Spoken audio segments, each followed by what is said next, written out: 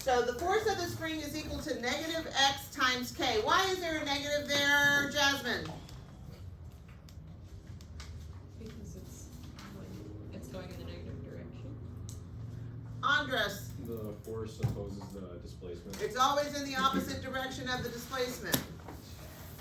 Ben. What do you mean by ideal spring? Great question.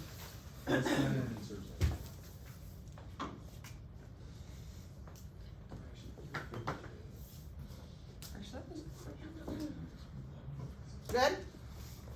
I said absolute value because I'm going to make this all positive. Should look like this. Correct? Why did I know that? Rearrange F over X. Again, absolute value equals K. What is K? Spring constant. K constant. The word says constant. Does that mean that that's linear? Yes. Good? Good, Ben? Yep. So when that is a straight line like that, the slope equals K, and that follows Hooke's law. That's an ideal spring. I'll show you one that's not Hooke's law. What do you think? Which way does that go? A rubber band. We can actually find the K constant of a rubber band, and the farther we get away from the equilibrium point, the more it'll start doing like this.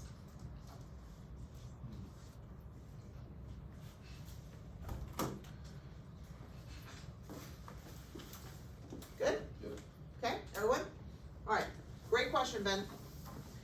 We learned the other day that simple harmonic motion is, in order to have simple harmonic motion, there must be what we call a restoring force that points towards the equilibrium point. That restoring force is proportional to the distance away from the equilibrium. The farther away I go, the higher. This is a one-to-one relationship. That is proportional. Everybody good?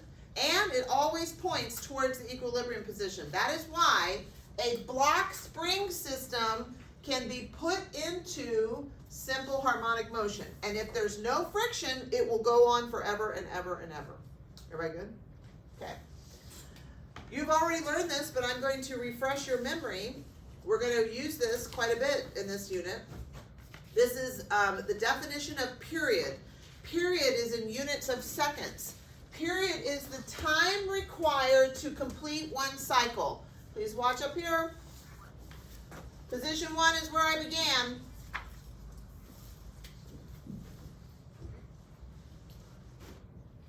There's the natural length of the spring. Everybody good? That's at x equals 0. This is where I started.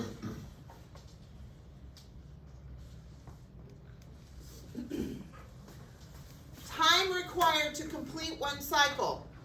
I measure how much time it takes to go. I go all the way up and all the way back. That's one cycle. I'm where I started from. Everybody good? That time is called the period. And the units in SI are seconds. And you guys know this. We used it in the unit on circular motion when we did orbits. Correct? Okay. Next, frequency. Frequency is the inverse of period. So this is time per cycle. Frequency is the inverse, cycle per time, cycle per second, right? So cycles per second, it is the inverse of period. Cycles per second, by the way, has another unit, especially when we're dealing with power, and that is called a hertz. H-E-R-T-Z. Yeah, like the And I believe the abbreviation is HZ. Okay? That was super important when we used to have power in this class. We do not have power and electricity anymore. Okay? Since that has been removed from AP Physics 1, I don't remember if I've ever seen that actually shown. But hertz is the same thing as cycle per second. Everybody got it? Okay. You've seen this relationship on the green sheet. We had to use it a couple units ago. It's just a conversion factor. So the period is equal to 1 over the frequency, which is also equal to 2 times pi divided by the angular velocity. This is the new thing today. It's in your notes somewhere in there. The period of a spring. Someone has derived this mathematically. The period of a spring has been determined, again, let me restate that. The period, which is the time for the spring to complete one cycle, when it is put into simple harmonic motion, is equal to 2 times pi times the square root of the mass divided by the K constant. Everybody good? So, do you see amplitude in that equation? No.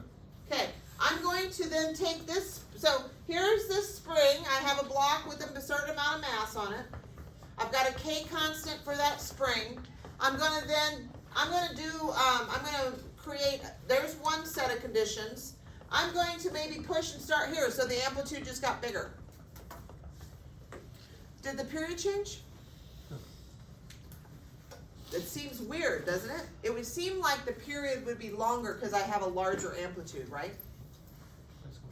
But what happens is, because the amplitude's greater, the force is greater, the acceleration is greater. So the time ends up being the same. The amplitude does not impact the period, the time it takes to make a cycle. Everybody good? That's actually something I should have put up here. I'm going to do it now. These are, and now they were going to work some problems.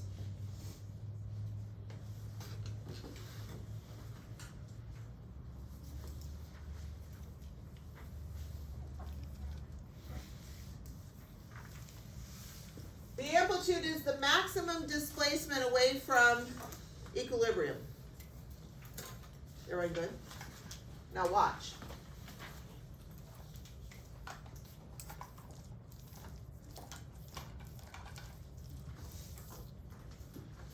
You starting to see the sine wave? Okay.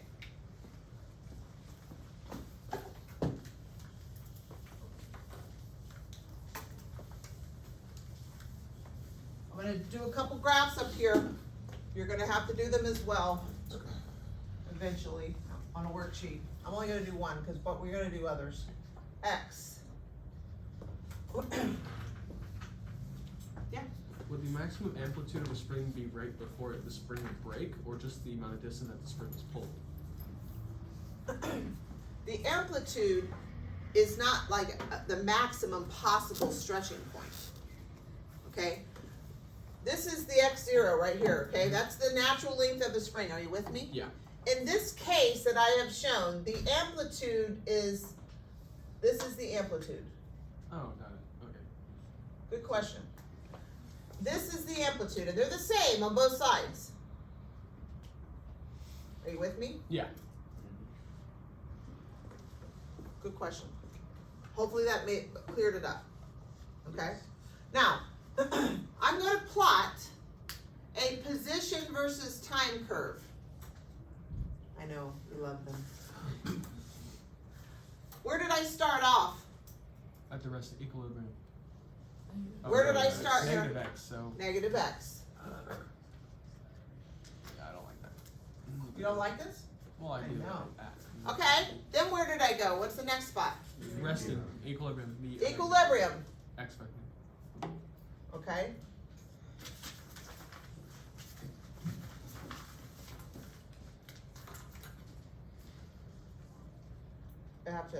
I would like it. I'm really bad at these, just so you know.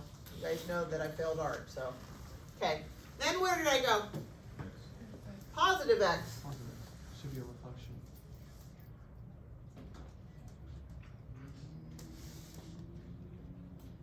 Everyone good? Then where did I go?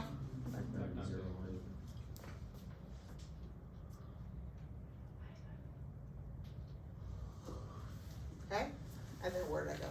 As long as there's no friction, you should just do that over and over again. Yeah, we're assuming no friction at this point. We'll talk about friction at some point. Everyone good?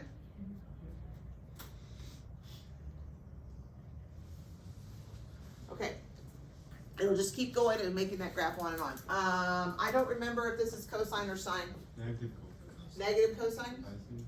Yeah. Negative cosine? Okay. Math is a little rusty. Okay, especially my cosine sine graph. Gavin, you have a question? Okay. Don't tell Mr. Sadowski I didn't know that.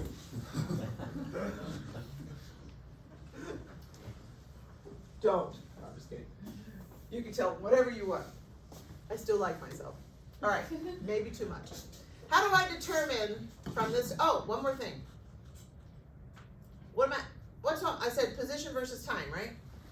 Okay, this is my time. So this is my x-axis at the time. How much? What is? If I knew the amount of time to go from here to here, what's that called? What is it called? What's the time called? Okay, so this right here is a period. Correct? Right? Okay. What's this time? Half the period. Everyone good? What's this time? 1/4 the period. And? Everyone good? Now, how do I determine the amplitude off a graph like this? It's from the middle line to either Yeah, the x or good, negative good. x. So I'd have to go up here and look at this, and then I'd say this is my amplitude. Good. And this right here is my amplitude.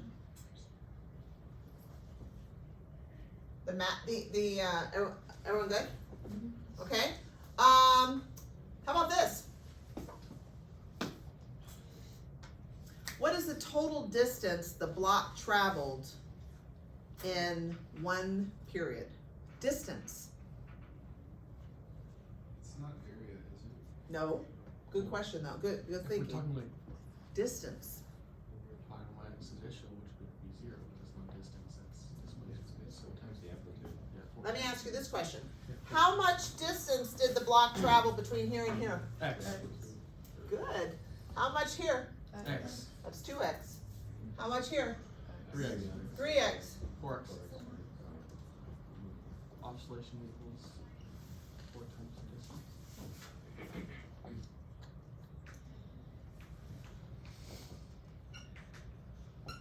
Total distance in one cycle is 4 times the amplitude. Everybody good? How do I determine the average speed? What's the definition of speed? Change in position over time. Is she correct? Absolute value, change in position. Go. Let me refresh your memory. Actually, it's probably over here somewhere. Let's go find it on kinematics, because that was one of our first things. Definition of speed. Distance over time. Velocity is equal to change in position over time. There's a big difference, is there not? Yes. Tell me what the definition of speed is. Distance over time. Distance over Change in time. time. So how do I determine the distance? 4 times A over the period. There's the speed, the average speed, correct? Yeah. Okay, next, because the speed's changing, isn't it? I'll show you that in a minute. One more, let's see. It's coming, hold on. What's the question, Deborah? How could I determine the instantaneous velocity at at the time of 3/4 of a period? Yeah, Tangential line. and then do what with it? You find the hypotenuse on You're close. You're cosine. gonna Find the slope. find the slope of the tangent line. Oh, my bad. You're good, you're close. I'm really impressed with that though. Here we go. I go and I draw a tangent line at that time and I take the slope of the tangent line. Why? Because the slope of a position versus time curve is meters per second. And that's velocity. So if I wanted to know the instantaneous velocity at 3/4 the period, I would go draw a tangent line there and I would find it. Everybody good? Now we're not gonna do this today because we're gonna have time to practice it, but I could go and take this graph and do a velocity versus time curve. At the beginning, what's the velocity? 0. Good.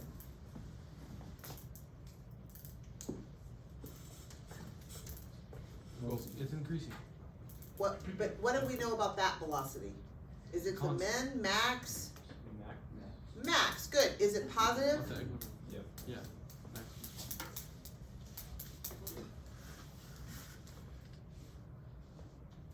What do we know about that velocity? What do we know about that velocity? It's at the max again, but in the negative direction. And then what do we know about that velocity? 0. Good? And then we gotta be able to do, you see there's, okay, that is a sine wave, right? Yep. Okay, good. You can share that with Sadowski as well, please. And then I could also do the same thing with acceleration.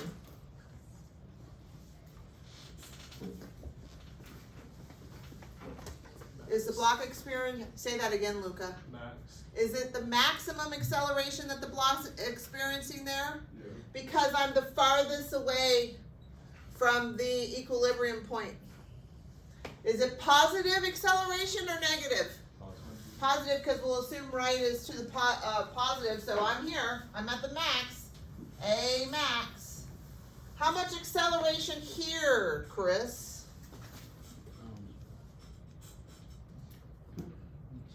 Good. I'm at equilibrium, the x is 0, I have no force. If I have no force, I have no acceleration. Good job. What about this one? I'm at the max acceleration, but now it is negative. And then 0, and then I'm at the max again, positive. All of these graphs, you could find the period, right? You just gotta go from tip to tip, trough to trough. This one's okay, this would not give you the period, by the way, this time between here and here, right? Because this is going down and that's going up. I'm pretty sure that you guys have had practice with your math classes on this. Okay, get out your notes, turn to page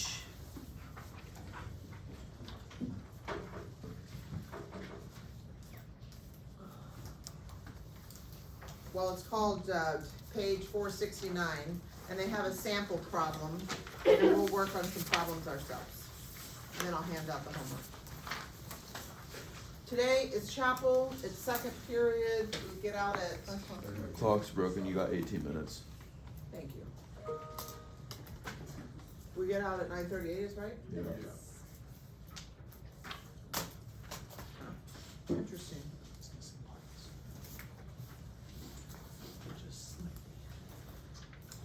Drew, can you turn that off now? Yep.